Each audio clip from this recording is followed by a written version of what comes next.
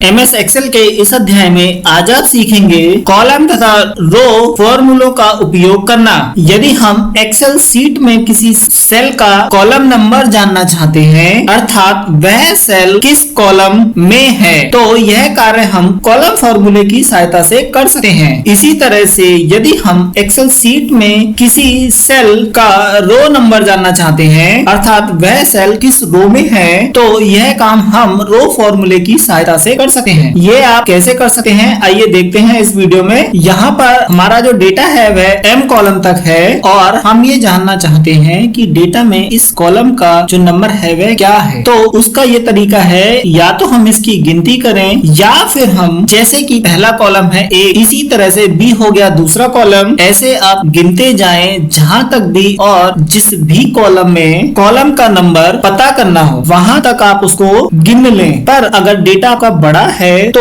ऐसी स्थिति में ये बहुत कठिन हो जाता है। इस काम को सरलता से करने के लिए हम कॉलम फॉर्मूले का उपयोग कर सकते हैं। सबसे पहले हम यहाँ पर इक्वल टू का निशान लगाएंगे और फिर यहाँ पर टाइप करेंगे कॉलम। जैसे ही हम यहाँ पर टाइप करना शुरू करते हैं, फॉर्मूला यहाँ पर आ जाता है। यहाँ आपको दो फॉर्मूले दिखाई दे रहे हैं, एक कॉलम है और दूसरा है कॉलम्स। कॉलम्स फॉर्मूले के बारे में मैं आपको अगले वीडियो में बताऊंगा। अभी हम कॉलम पर डबल क्लिक करेंगे। अब यहाँ पर लिखा हुआ आ रहा है रेफरेंस, उस सेल का संदर्भ जिस सेल का कॉलम नंबर आप जानना चाहते हैं। तो हम एक्सेल सीट में से किसी भी एक सेल को क्लिक कर देंगे। सेल पर क्लिक करते ही रेफरेंस की जगह पर सेल का नंबर आ गया है जो है V12। ये हम यहाँ फॉर्मूला बार में भी देख सकते हैं। अब हम ब्रैकेट को क्लोज करके एंटर प्रेस कर देंगे। अब आप यहाँ देख रहे हैं कि कॉलम फॉर्मूला ने हमको यहाँ रिजल्ट दे दिया है। हमारा जो सेल है वह 7वें नंबर के कॉलम में है। ये देखिए हमारा जो सेल है वह इस वाले कॉलम में है। यदि हम ये फॉर्मूला किसी सेल में लगाएं और उसमें रेफरेंस ना दें तो यह हमें वह कॉलम नंबर बताता है जिसमें हमने ये फॉर्मूला लगाया हुआ है। चलिए हम आपको उदाहरण देकर समझाते हैं। यहाँ पर हमने कॉलम फॉर्मूला टाइप किया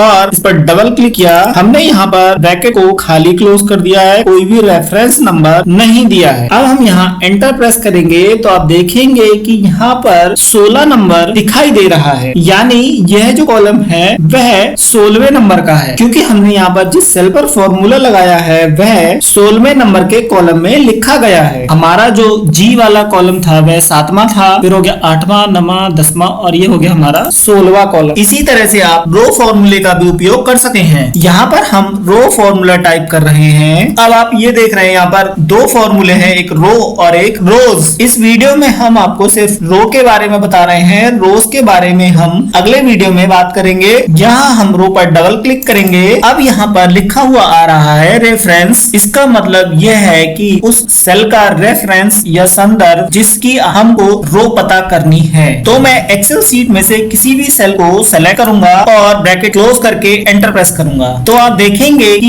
यह जो है 9 यहाँ पर आ गया है। साथ ही आप यहाँ देख रहे हैं सेल की जगह पर सेल का रेफरेंस नंबर भी यहाँ आ गया है लिखकर, यह I9 में है। ये देखिए यहाँ पर हाईलाइट हो रही है। अब आप देख रहे हैं कि रो फॉर्मूले ने यहाँ पर रिजल्ट दे दिया है, तो इससे हमको पता लगता है कि जो हमारा सेल है वह रो 9 में है। ऐसे ही यदि हम इस फॉर्मूले को किसी में लगाएं और कोई भी रेफरेंस ना दें तो यह हमको वह रो नंबर बताता है जिसमें हमने इसको लगाया है। जैसे अभी मैं यहाँ पर इसको रो लिखा है और ब्रैकेट लगाऊंगा, ब्रैकेट क्लोज कर दूंगा, कोई भी रेफरेंस नंबर नहीं दूंगा, एंटर प्रेस कर दूंगा तो आप ये देखेंगे कि यह रो 19 को दिखा रहा है। इसका मतलब ये है कि यह ऊपर से 19वीं रो है। एमएस एक्सेल के इस अध्याय में आपने सीखा कॉलम और रो फॉर्मूले का उपयोग करना।